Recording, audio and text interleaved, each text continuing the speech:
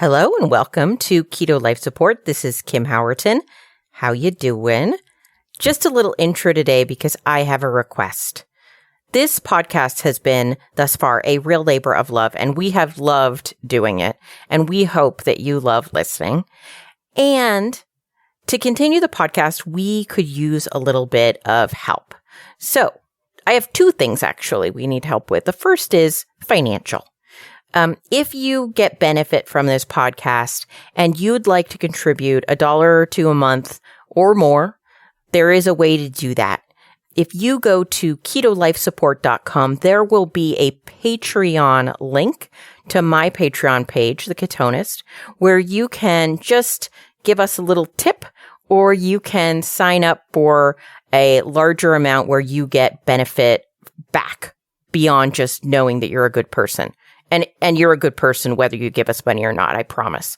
But if you want to keep the wheels on this particular bus, we'd love it if you could go and do that. And the second request is non-financial, which is if there's a topic you'd like to hear us talk about, whether that is from me or Ken Berry or Nisha Berry, who is coming back, by the way. Baby Barry can't talk yet, so he will not be guest starring, but maybe in the future. And, or Carrie Brown, or maybe there's somebody you'd like to hear us talk to, that's not in that list thus far. If you have topics that you want us to address on this show, tell us about it. You can do that. The best place to do it is actually on our Facebook page. Yes, we have a Facebook page. We actually have a Facebook group. It's a group, not a page. Sorry. But you can find that link again at ketolifesupport.com. And in that group, just let us know what you'd like to hear us talk about. So thank you so much for listening to my requests. And I will get this show started now. So stay tuned for the actual show.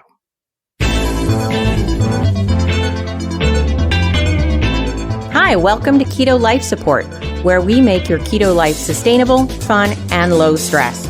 I'm Kim Howerton from theketonist.com, and I'll be coming to you weekly with some of my keto besties to bring you the practical, real-world keto advice that you need. Quick disclaimer, I am not a doctor, and even if we have a doctor in the house, he or she is not your doctor, and nothing on this show should be taken as medical advice. Always check with a trusted medical professional about your personal medical concerns. We were going to talk about gut stuff, right? Like diverticulitis specifically. Yes, all the gut-itises. So, my mom came home she's had like upset stomach stuff for years, right? And went through the whole like gluten-free, this free, that free. And then a couple of months ago, she came home and told me that she had been diagnosed with diverticulitis. And then I started doing more investigation of it and what's going on there. And she said, and then I confirmed that older people, almost everyone is diagnosed with diverticulitis. Can you tell us a little bit more about it? Yeah, diverticulosis is actually what she was diagnosed with, which meaning is the condition of having diverticuli. And so that we're just one of those we would call a diverticuli. Or in Tennessee, we call them a diverticuli. Okay, sorry, that was bad timing. You almost spit on us.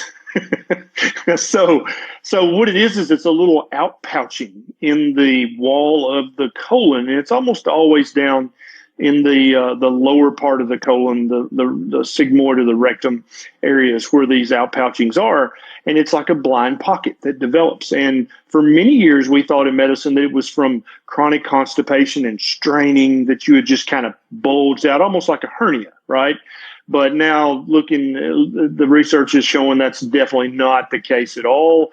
You can actually have diverticuli when you're quite young, but it's much, much more common in older people.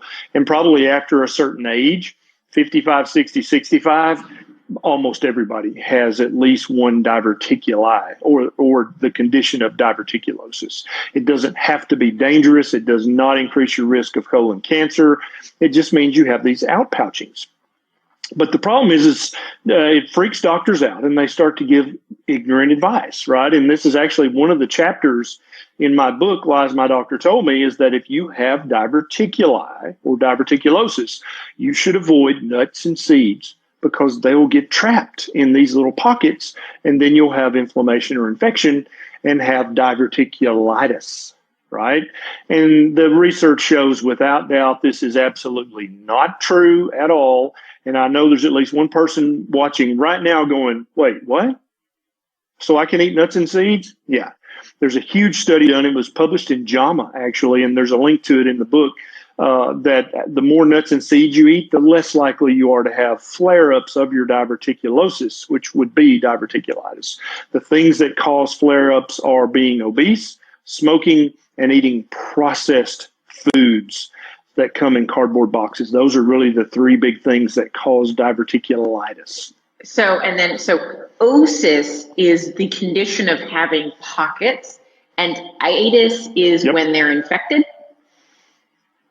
Either infected or inflamed. And I don't think anybody really knows if they're infected or inflamed because, as you know, Kim, the four cardinal signs of infection are also the four cardinal signs of inflammation, which is redness, swelling, heat, and pain. And so whether you have infection or inflammation, you can't tell the difference really. But we always put everybody, if it's severe enough, we put them in the hospital and put them on IV antibiotics and IV steroids to fight both infection and inflammation. And that definitely helps, there's no doubt, if you have a severe case. Because if it's severe enough, I mean, you can start passing blood, frank blood, as we say in medicine, which means a lot of blood. When I was in obstetrics doing my rotation as a young intern, I used to get on the overhead and I would say, frank blood, please report to labor and delivery, frank blood. And all the residents would just be like, dude, you're ridiculous. And none of the patients got it. They thought there was a dude running around with frank blood. But anyway, but the itis is when it becomes inflamed or infected. Got it. Or both. And so I've talked to a woman, one of my friends on Facebook, who actually ended up having a portion of her colon removed because of her advanced diverticulitis. And even she was saying, there's nothing, it has nothing to do with fiber and all that, being helpful. It doesn't. Yeah. Fiber's not helpful at all. There's tons of research that shows that fiber's meaningless, has nothing to do with that. And potentially, would you think, so it's kind of interesting because what they'll often say is, if you're having a flare-up, go on a low-fiber diet. But if you're trying to prevent a flare-up, go on a high-fiber diet. How does that make sense? Right. It makes no sense whatsoever. And so the traditional advice from a doctor, if you have diverticulosis, would be to avoid nuts and seeds and to eat lots of fiber to keep from having flare-ups called diverticulitis. And neither of those recommendations are based in any meaningful science whatsoever. They're complete superstition, what I would call a big fat lie. So generally speaking, if someone has some history of diverticulosis, how would you suggest they handle that, making sure that it doesn't turn into diverticulitis? Yeah, so what you want to do is if you are obese, you want to cease being obese. You've got to get some weight off. You've got to get closer to your ideal body weight because we know it's not that obesity causes it, but the things that cause obesity probably also cause diverticulosis and diverticulitis. And so you need to adopt either a whole food ketogenic diet or a whole food carnivore diet. Either one of these diets is going to help you get rid of the excess adiposity or weight, and you're going to move towards your ideal body weight. Secondly, if you smoke, what the hell? Why are you even watching this? Turn this off right now. Other priorities. Stop smoking.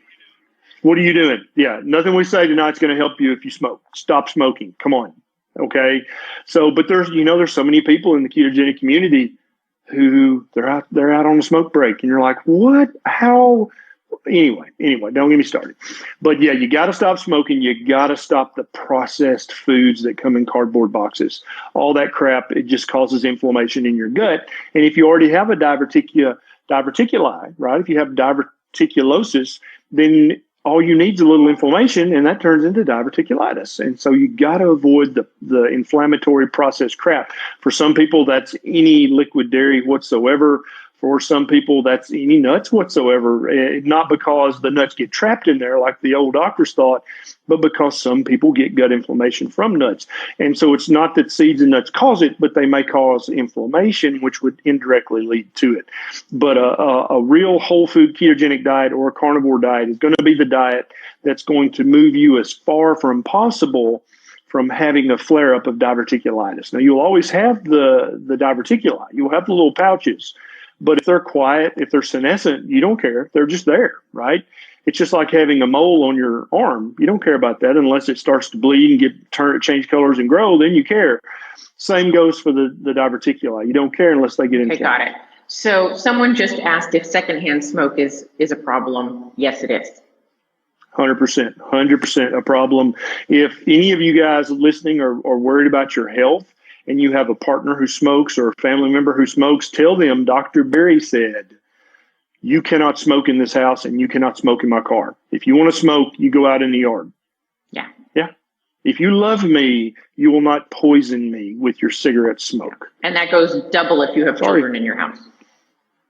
Oh my God. Yeah. I mean, in some countries, smoking in the house with kids is literally considered legal child abuse, and you can get arrested for that. So yeah, stop that. Come on. Okay. So a question came in, which is about ulcerative colitis, which is another gut issue. What's the difference? What's ulcerative? Oh, I can't even say it. What is it? Ulcerative colitis, or UC, is there's quite a bit of an autoimmune component to UC, right? And so you actually have not pockets, but ulcerations, just like you would have an ulcer in your stomach. You can have the same. It looks grossly the same when you do a scope, and it is an itis. So there's inflammation there, and it's definitely not an infection. It is an autoimmune inflammation. And it is caused by the exact same thing that causes all the other gut inflammation, which is chronically high blood sugar, chronically high insulin, and chronically high levels of inflammation. And so you gotta stop inflaming your body and stop poisoning your body with all the carbohydrates. And even back before the clinic fire, I had multiple people with UC and IBS and Crohn's who, when they went whole food keto, their symptoms got so much better that they could stop taking the expensive medication that the gastroenterologist had given them. So Crohn's, I know a lot of people with Crohn's. How does that differ? Crohn's is very similar to ulcerative colitis, but the distribution of the ulcers is different.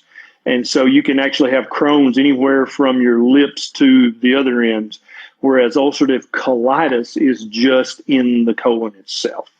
And so really they're probably in reality the same exact thing, just the Crohn's can be anywhere in your GI system. Got it. So I'm going to add in a wrinkle here, which is there are certain types of plant foods that some people consider especially inflammatory.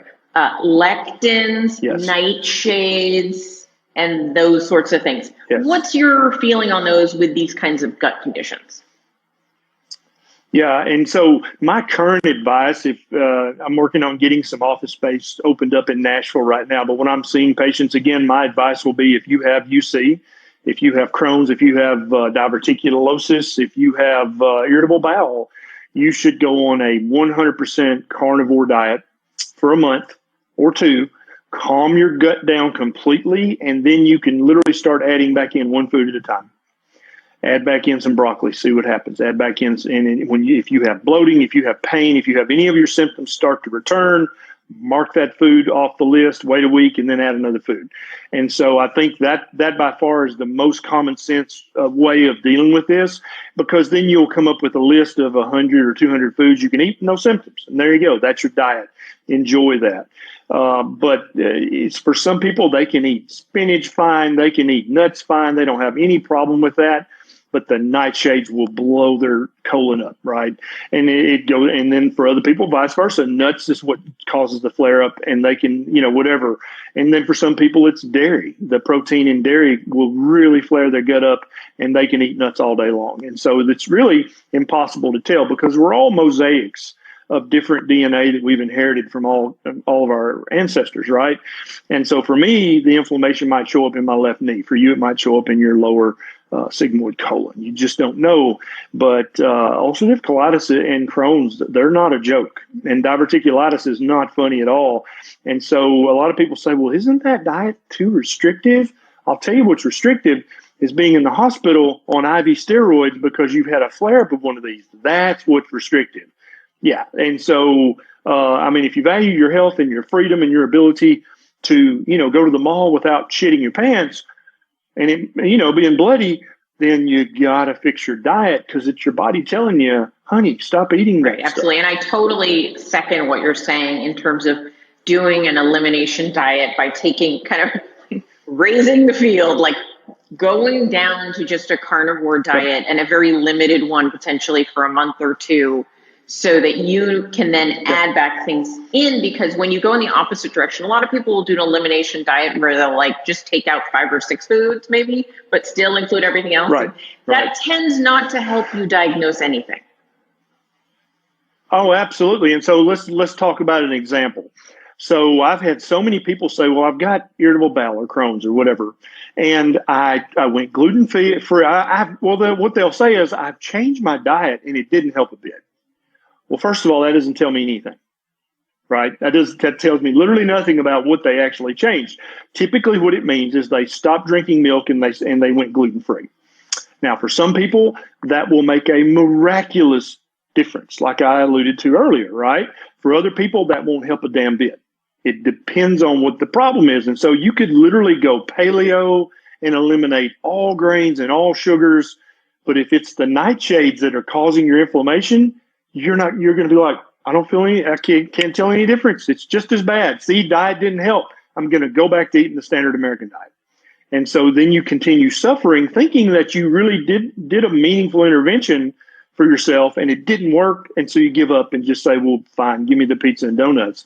And that's why I think going carnivore, and what I would do, I agree with you, it needs to be a very tight carnivore. I would say beef, butter, bacon, and eggs for a month to 2 months. Boom, that's it. That you can eat as much of those 4 as you want and nothing else, and drink water and use salt. And then at the end of the month, when all your symptoms are gone, then you can start adding back in, and you can add in more carnivore stuff. You can try heavy whipping cream or chicken or seafood and just keep adding things until you start to feel that gut grumble and you start to get your symptoms back. Then you need to mark that food off. Absolutely. Now, one of the things, because I've heard people with their kids do this, because they're like, well, they seem sensitive to dairy. I want to see if they're sensitive to dairy. They take out dairy, but they replace it with a nut milk. They don't feel any better. Turns out they're allergic to nuts too, or sensitive to nuts. Exactly. Sensitive to nuts. So absolutely. you have to. Yep. So if you're doing a replacement jigsaw puzzle thing, it will only accidentally work. Yeah, and it might accidentally work, but ultimately you're just going to wind up confused because you won't know what worked and what didn't work. And trust me, people, it's a little bit awful some days when you don't want to be carnivore and you are, when you're the reluctant carnivore. But it's like, as Dr. Berry said, it is a lot better than being in the hospital or, not being able to have a clean set of pants by the end of the day. Exactly. That sounds very restrictive. Yeah, not being able to get more than like 10 feet from your bathroom, highly restricted. Yeah. Yep. That and also I think one of the other things people don't think about, even because they're like, oh, that I'm fine, is you don't necessarily know how good you can feel until you stop feeling as bad as you do. So it's worth it. Yeah. Yeah, I'm a big time ignorer. I can ignore lots of stuff. Like if I leave the windshield wipers on, I can totally ignore that even when it's not raining. And Nisha will finally just explode and be like, will you turn the damn wipers off? And so I'm also that way about my health. And back when I was eating crap, I thought, well, I feel pretty good. I mean, I'm upright. But then now looking back, I was miserable, but miserable was normal for me back then. And so I didn't know any better. I thought that's what normal felt like. You and I are similar, except I can't do the windshield thing. That would get me. but I can get really used to feeling really crappy. Exactly. So somebody just asked about SIBO, small intestinal bacterial overgrowth. What do you think about this? Yeah. Some people make a huge deal out of this, and they want you to buy all kinds of supplements and prebiotic fiber, and I honestly, in my experience, eating a real whole food ketogenic diet, you repopulate your small intestine with the bacteria that should be there, because even the name of it implies that there shouldn't be any bacteria in your small intestine, which is absolutely not true whatsoever. But what you do want is you want very docile, tame, nice bacteria to be in your small bowel. And eating the proper human diet, whether it's carnivore or fatty meat heavy keto, is going to repopulate your entire body, your skin, under your arms, your groin, all your spots that might have an odor or have gas or have bloating. All that stuff's just going to get better when you stop feeding and promoting the bad bacteria. Yeah. So my understanding is SIBO is when, because your lower intestine is supposed to have a lot more bacteria, a lot more aggressive bacteria. Yeah. But SIBO is when it switches it up and somehow the angry lower intestinal bacteria get to your small intestine and vice versa. Is that right? Yeah. That's the theory. But I'm not sure if I agree with that 100%. I don't know that that's ever been proven. It's very hard to get a scope into the latter part of the small intestine. We can get an EGD down through the stomach into the first part of the duodenum, but you can't. You have to swallow the camera capsule to photograph the rest of the small intestine, but you can't get a scope there to take a biopsy. The only way to get a biopsy of like your jejunum or your ileum is to do surgery. There's literally no other way to do it yet. And so even if you do a colonoscopy, you can only go to the cecum and see the ileocecal valve. You can't get into the ileum any length at all. So when you start talking definitively about the bacteria in the small intestine, my first question, my first question would be, how do you know what bacteria is there? Because if you haven't had abdominal surgery, then there's no way to know what bacteria is in your small intestine. So one thing that just my common sense non-doctor self seems to know, though, is a lot of people who identify with having SIBO, they eat fermentable foods and they suddenly look 9 months pregnant. Yes, that bloating, I think, probably is the most common complaint of SIBO. And whether that's coming from inflammation or whether that's coming from, and this would technically be an infection because you're saying that bacteria from the large colon is invading the small colon, and that would technically be an infection. Whether it's either one, keto or carnivore is going to fix that, because Kim, we have multiple friends who are carnivores who have actually had their gut bacteria or their colon bacteria checked, and they have a beautiful distribution of the proper bacteria in their colon, and therefore, if you have good bacteria in your colon, ain't no bad bacteria going to get to your small bowel, right? So people are asking, how long will this take to resolve? And the good news is the good news is keto and carnivore are more of a lifestyle, so you have plenty of time. But I think they would like to be out of discomfort sooner. So do you have any tips? Yeah. So my experience in the clinic has been six to 8 weeks of fatty meat heavy keto or carnivore, and you're going to be pretty much symptom free. Yeah. And you got to remember, and so for some very few people, it's coffee. Coffee's what's causing the inflammation in the gut. Tea can do it as well. And so when I say beef, butter, eggs and bacon and water, that's what I mean. Because if you do that and you're still drinking coffee and tea, then you don't know. Maybe it's especially if your symptoms get no better, then don't come at me and say, hey, I tried your diet and it didn't work, because you're still drinking coffee and tea. And I love coffee and tea. I know that would suck, but at the same time, it also sucks to have these conditions we're talking about. And so each and every one of us gets to decide, do I want to do that or not? And so I'm just saying this is a viable, logical option to try. And if you don't want to do it, then eat whatever and suffer the consequences. But if I had one of these conditions, I would think that I would try. Now, one thing I have noticed is there do seem to be, of the issues that people might have. Some people do have a sensitivity to eggs, or especially egg whites. Do you think it might be worthwhile to leave those off the list, or not really? It's very rare. And so if you've done 3 to 6 weeks of the beef, butter, eggs, and bacon, and you're still having problems, then I would say let's leave out the egg whites and just eat the yolks and see what that does. But yeah, that would be about the only thing on that diet that could potentially cause a problem.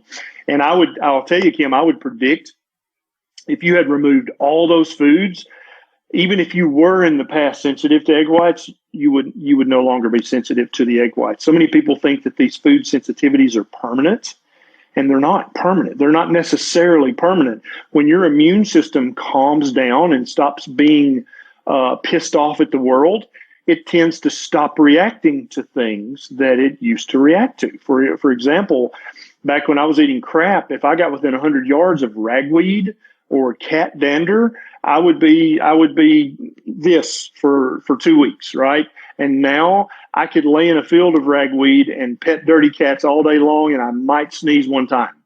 So what happened there? Why am I no longer allergic to these things that literally used to put me in the bed? I had such an allergic reaction, my eyes would swell up. It's because my immune system is now able to discern me from non-me.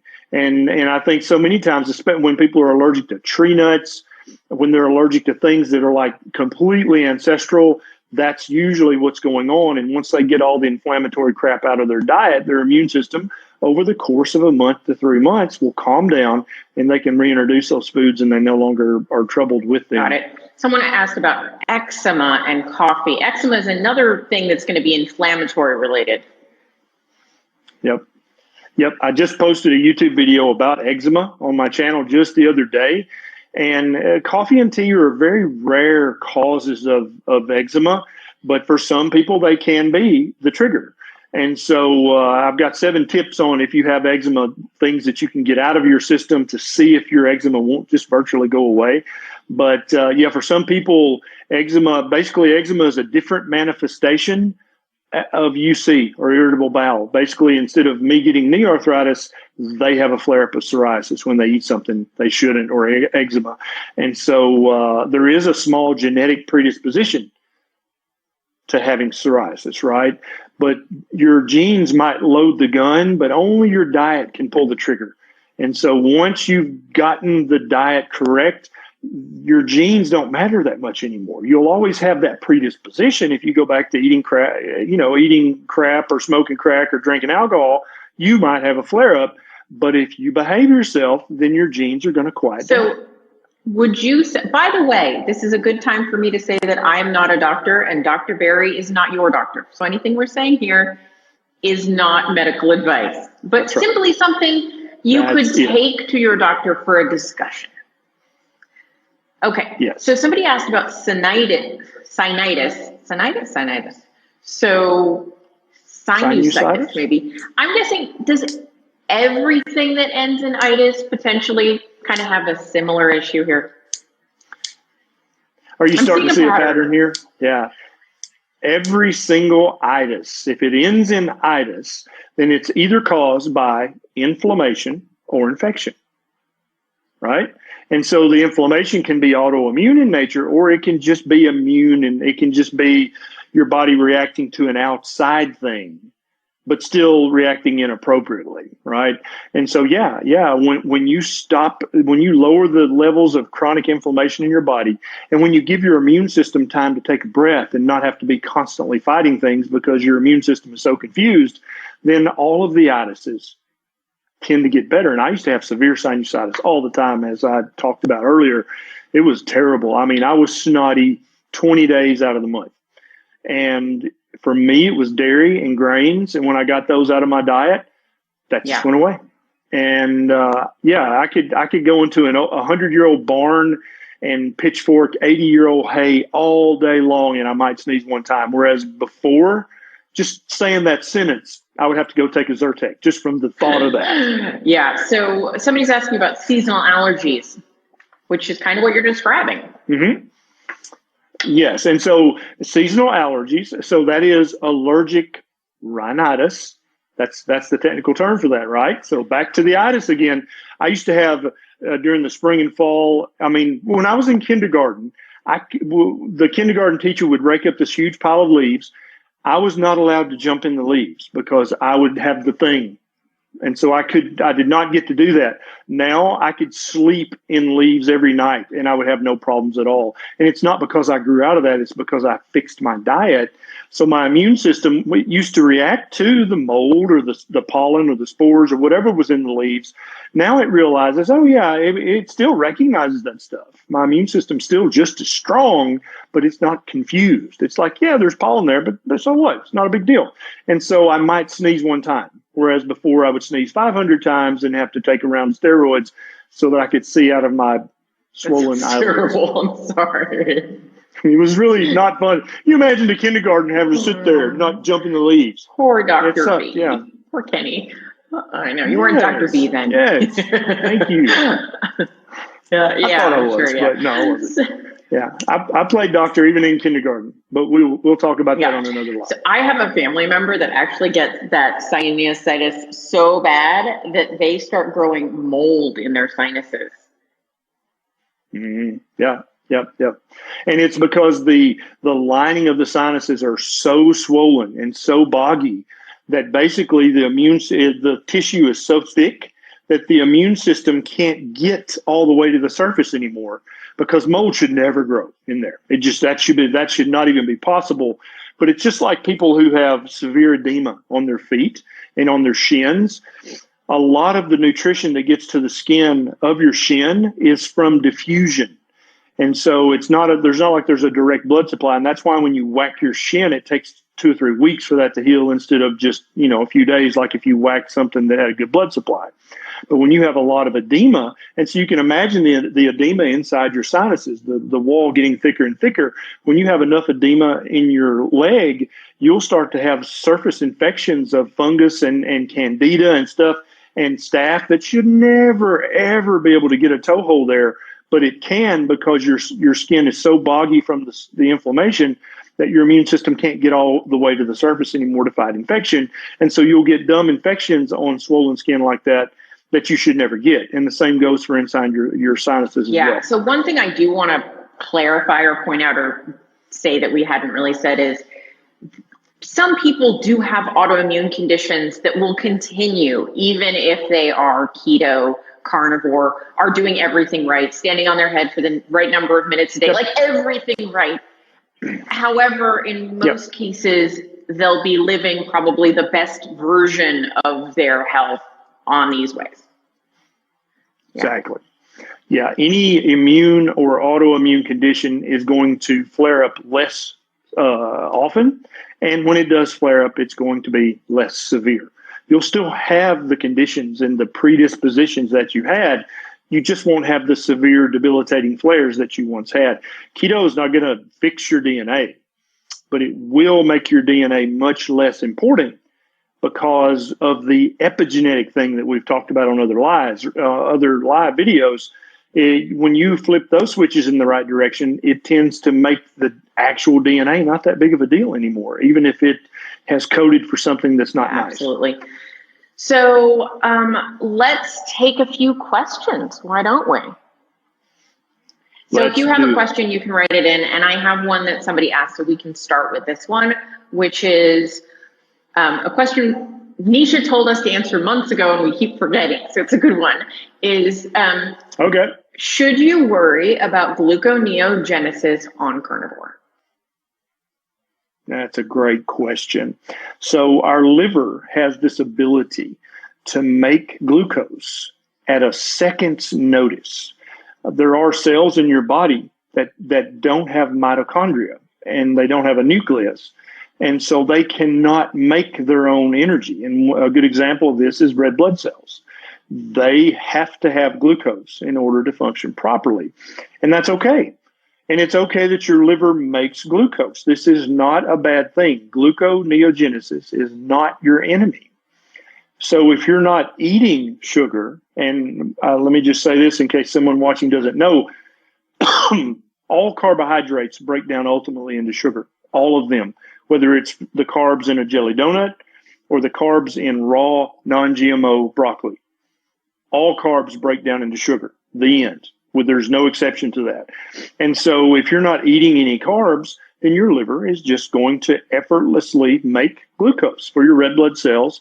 And there may be a few other cells that need glucose. I don't know of any others. I keep asking on Twitter because everybody says your brain needs glucose to function properly. And I keep asking people, which brain cell is it that cannot run on ketones? And nobody will answer me. And so they're either keeping it a secret or it doesn't exist. So gluconeogenesis is not your enemy. When you're eating zero carbs or very close to zero carb, your liver will make more glucose. And that's good. That's not bad. You want that because your red blood cells have to have that glucose to function properly. Did that answer that? So one of the things I like to tell people is, even if you're eating 20 grams of carbs, which is sort of the limit we talk about on keto, that's not enough carbs to give you the amount of glucose that you need to get through your day. So the fact that... let me say this too, Kim. Let me add this. Even if you're eating 300 grams of carbohydrates a day, if you're eating the stupid American diet, gluconeogenesis is still happening. Glycolysis is still happening. Those things happen all the time to some degree. And so don't think that eating a carnivore diet causes gluconeogenesis. It doesn't. It causes a higher rate of gluconeogenesis, but it doesn't cause it to like kick out of neutral into gear. No, good point. So I just wanted to say you should thank gluconeogenesis because it allows us to be alive. So it is your friend. It's not your enemy. And it's not generally supply driven. It's generally demand driven, which means your body is making it because your body needs it. Yes. So many people who are eating keto need to hear what we just said. So if you know somebody who's scared to death of gluconeogenesis and thinks that gluconeogenesis is a 4-letter word, which it definitely is not, it's like 20, 25 letters. Yeah, it's a really long word. Share this video with them because I hear this all the time. Well, won't that cause gluconeogenesis? No. Gluconeogenesis is happening every second of every day in every human body on the planet. It happens all the time. But it might happen more if you're a carnivore because you need more because you're not eating carbs. So your body makes glucose if it needs it. Absolutely. It's okay. Someone did ask, and people do see this, at least they report seeing this, when they went carnivore, they started seeing slightly higher blood sugars. Typically, it's the morning blood sugar. And so when somebody is eating a very low carb diet or a carnivore diet, they will notice that something odd happens, that instead of their highest blood sugar of the day being in the evening, which is that's what you're used to seeing, your highest blood sugar of the day will be in the morning. And I hear this is very common. This is not a dangerous thing. It's not bad. It's not a problem. As long as that morning blood sugar is under 115, then that's okay. Maybe even under 120, because a lot of things we're having to kind of rediscover, right? We don't really know what's a normal fasting blood sugar for a carnivore because there's really not been any research. But I've seen this enough times in fatty meat, heavy keto patients and carnivore patients to know your morning blood sugar is probably going to be the highest blood sugar you see all day. And that's okay. One thing I noticed when I went carnivore is before I was carnivore, when I was keto, I would have a lower fasting blood sugar and a higher postprandial. So maybe my range was like 20, 25 points. When I went carnivore, the fasting went up and the top went down. So now I have like a 5 to 10 point range. So. Right. And in reality, that's probably the normal range for human blood sugar if you're eating a proper human diet. But we don't know, because when all the lab values were established by the minimal amount of research that was done 50, 60, 70 years ago, everybody was eating carbs. So we really have no idea what are normal blood sugars if you're eating the proper human Somebody diet. just asked, what is gluconeogenesis? I realize we might need to take a step back. So. Yeah. So gluconeogenesis is a very long word that means making new sugar. That's what that means. And it happens almost exclusively in your liver. It also does happen in your small bowel, and maybe a few other cells can do it as well. But 95% of it happens in your liver. And so if your pancreas detects that your blood sugar is getting low, it secretes some insulin. And one of the many things that can do is lower your blood sugar, but it can also stimulate either the glucagon or the insulin can stimulate your liver to make some glucose if you need that. And so typically glucagon does that, but that's your pancreas senses it and then tells your liver, hey, Bubba, make some glucose because the blood sugar is getting low. And that's what gluconeogenesis is. Your body can do it effortlessly. It's a very common thing to happen in the human body. It's not bad in any way. It's not your enemy. It's your friend. And that's how, if you haven't eaten for 3 days, that's how your body is still, that's why all your red blood cells don't die.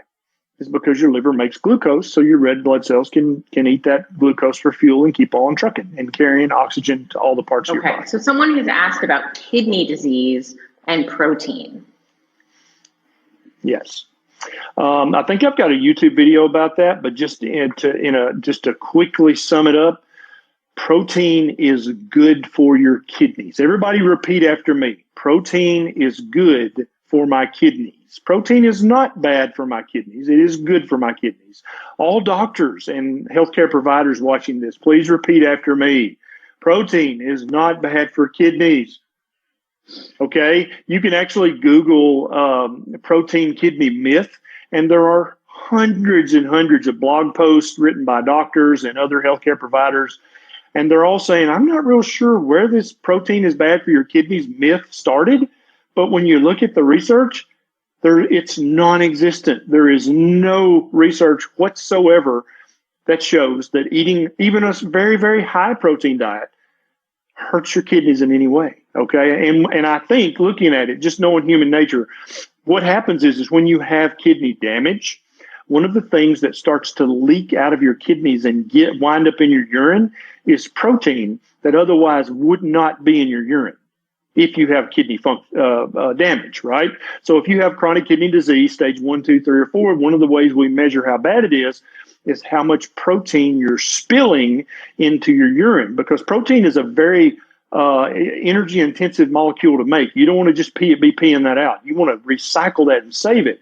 But if you have kidney damage, then you start to lose protein in your urine, and we can measure that. And so I think that doctors who sort of understand, but not really, they've forgotten their physiology, see that protein in the urine and think, well, so if they eat a lot of protein, they might have more protein in the urine, so maybe they should cut back on protein. But even people with stage 3 and stage 4 chronic kidney disease, if you look at the literature, there's no research that shows that protein in any amount, whether it's low, medium, or high protein, is bad for their kidneys. What will destroy your kidneys is a high carbohydrate diet. And that there's volumes of research that show that chronically high blood sugar and chronically elevated insulin levels, which are caused by eating too many carbohydrates, will destroy your kidneys and you'll wind up on dialysis. Absolutely. Someone was you were subtle as always. Okay. Someone on this live, her husband, they're talking about needing a biopsy to diagnose stage 4. I assume that's standard procedure. Yeah. A lot of times you'll get a renal biopsy to see just how bad. And also you can, if you have nephritis, there's hundreds of different kinds of nephritis. And so sometimes the only way you can tell what kind they have is with a kidney biopsy. Absolutely. Okay. So obviously work with your doctor. They'll know what you need to do to properly diagnose it. But I see amazing regression of kidney disease when people are going on the proper human diet.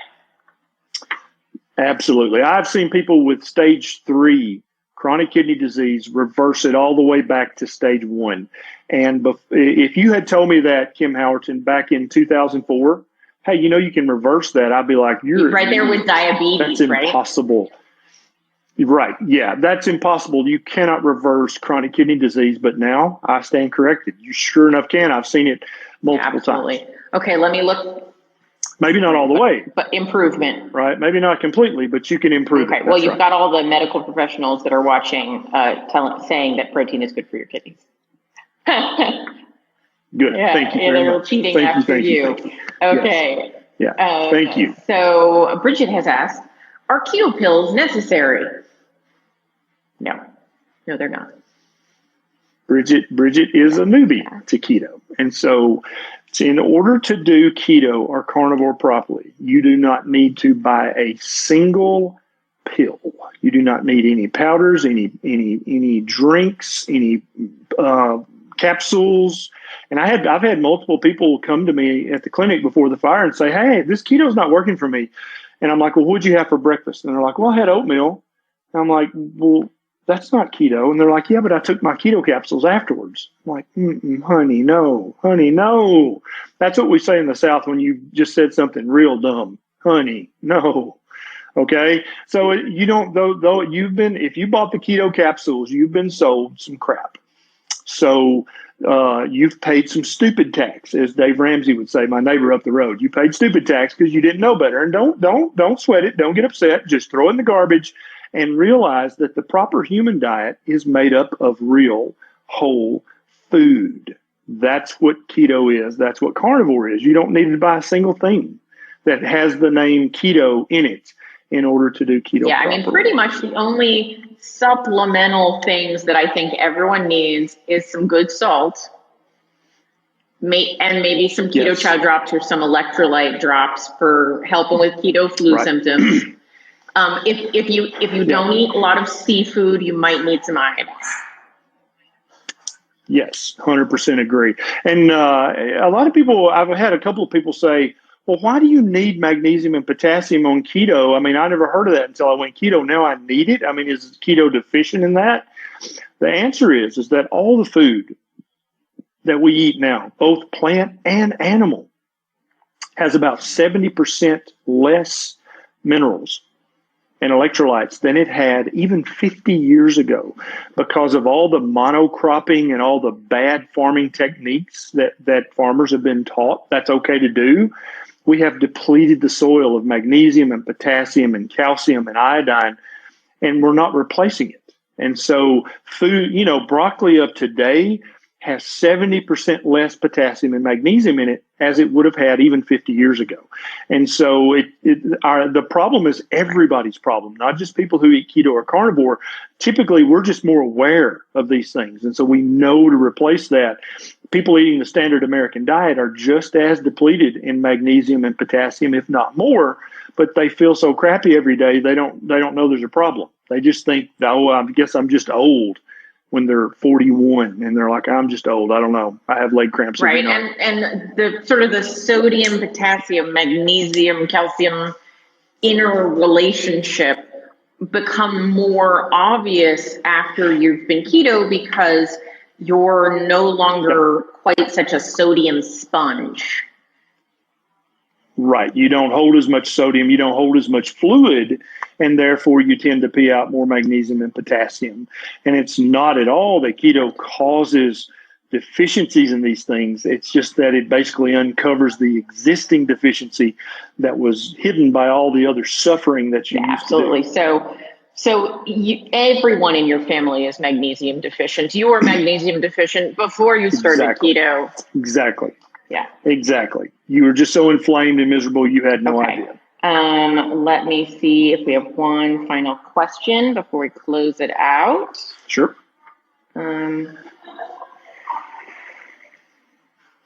Someone said, this is an interesting one. Can iodine make the blood sugar go down? Since I started taking iodine, my blood sugar has gone from around 160 to the 90s. Mm-hmm. Maybe, and it may very well be causing that, but it's an indirect cause. Because if you don't have enough iodine in your system, then you are functionally hypothyroidism, right? Even if you don't have the diagnosis, even if your lab values are fine, you're still functionally hypothyroid. And one of the things that happens when you have hypothyroid is that your blood sugar is higher than it would be otherwise. And I just had Anthony J. here last night who wrote Estrogeneration. He's a PhD researcher at the Mayo Clinic, and we had an hour-long discussion, which I just posted on my YouTube channel, we talked about iodine. We talked about all kinds of stuff, fluoride and plastics and all kinds of stuff. But one of the things we talked about was iodine. There's a gene that if you have the epigenetic switch flipped, you can have severe knee osteoarthritis with low iodine. And so iodine is not just about your thyroid. It's about every gland in your body, including your pancreas and your liver. And if you don't have enough iodine, none of those glands work sufficiently, and you can wind up with a higher blood sugar if you're deficient in iodine. And that's why iodine is another thing that's completely been depleted from our soil. And if you live in the middle of the country, it was never in the soil to begin with. Only if you live near a coastline do you have iodine in the soil. And so iodine is one of the things that everybody in the world, unless you live on the coast and eat lots of seafood and stuff grown in the coastal soil, you need an iodine supplement. Yeah, and I tend to think Lugol's 2%, which you can buy on Amazon, is probably as good as you can get. Yep. I'll post a link to that, Kimmy, after this live. So, because everybody needs an iodine supplement, unless you're eating seafood almost on a daily basis. Yeah, absolutely. And so, and then one more thing I wanted to say just before we close for the night. When Dr. B and I talked about an elimination diet, of going down to a carnivore diet, that 2-month mark, I don't really think you need to worry too much about, should I have liver, or do I need because your body can hold a certain amount of nutrients for a certain amount of time. It's when you're doing long-term carnivore that you need to get into like some of the nitty-gritty about those things. What do you think? Yes. I totally agree with that. I would encourage everybody to eat liver at least once a week. Just grow up and shut up and eat your liver. But if you just despise it, I think that you're totally safe and fine to just eat muscle meat, just ribeye and hamburger for the month or two that you're doing the elimination carnivore diet. I'm like, we can do one thing at a time, Dr. V. Right. I understand. If you're converting from a chicken strip and ketchup diet to a carnivore diet and you're like, liver, what? I understand. We can talk more about how to get some liver into your diet in ways that are not yucky later. Yes. Someone has just said, is there not enough iodine in iodized salt? No, there is not. No, definitely not. Iodine can do this weird chemical thing called sublimation. We all learned in elementary school that there are 3 different states of matter. There's solid, liquid, and gas. Like there's ice, there's water, and there's steam. Well, iodine can go from the solid to the gas form. It can sublimate and bypass the liquid. And so when they put the tiny amount of iodine that they put in salt, and it sits in the warehouse for 6 months and then sits on the store shelf for another 2 months, all the iodine can be sublimated out. And even though it says iodized salt on the label, there can be almost no iodine left in that. Also, iodized salt usually the Umbrella Girl kind of salt contains maltodextrin, aluminum, and me and Dr. J actually talked about that on the YouTube video. It contains all kinds of crap, and it's highly processed. So they took out all the good minerals and they added some glucose and added some aluminum. Not a good, no, don't do that. Use Redmond's real salt. I actually have been looking for an opportunity to throw a little bit on my tongue. It is true.